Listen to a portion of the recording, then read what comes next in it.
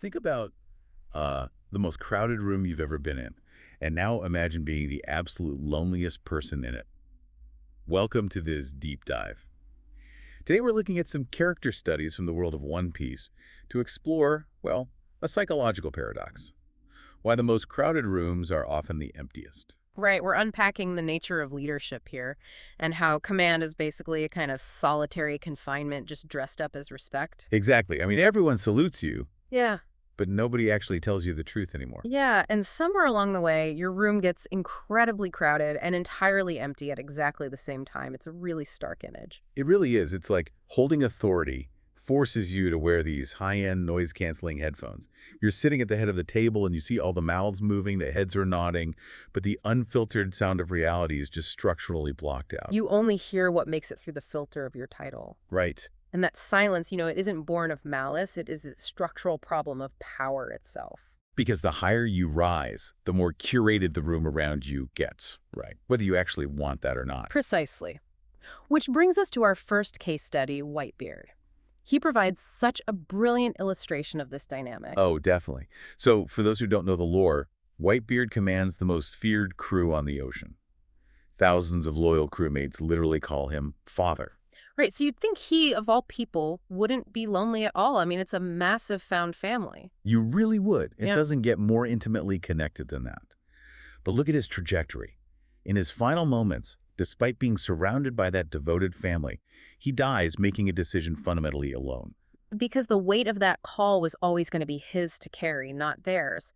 And when we look at this through the lens of existentialist philosophy, authentic relationships require two people meeting as equals. Right, completely free of hierarchy. Exactly, free of any roles distorting the exchange, which is exactly what command structurally prevents. Well, yeah, because the moment someone can fire you or promote you, or, I mean, in Whitebeard's case, protect you, the equality is just gone. It is entirely gone, and we see that play out with his crew.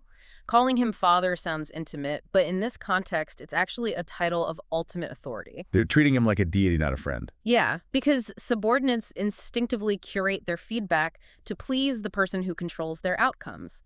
So Whitebeard's loneliness isn't a flaw in his leadership, it's the built-in cost of the position itself. So if isolation is the unavoidable cost of that kind of power, how does anyone actually survive it?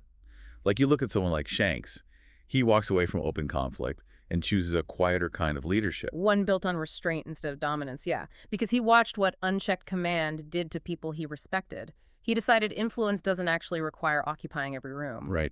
And then you have Rayleigh. Once the right hand to the most powerful man of his era, he spends his later years essentially invisible. A legend nobody even recognizes on the street anymore. Because he understood what the other two had to learn the hard way. Wait, I have to push back a little here, though. I mean, I get Shanks choosing restraint, but Rayleigh becoming completely invisible. Is stepping entirely out of the hierarchy an actual solution to the loneliness? Or is he just dodging the burden of responsibility? I know, it looks like a retreat at first glance. Yeah, it feels a bit like running away. But it's actually the opposite. Stepping out of the hierarchy strips away the transactional nature of his relationships. When you have no title, no authority, and nothing left to give people, the ones who stick around are the only ones telling you the truth. Oh, wow. I see. Yeah, shedding his title allowed Rayleigh to interact with people as a peer.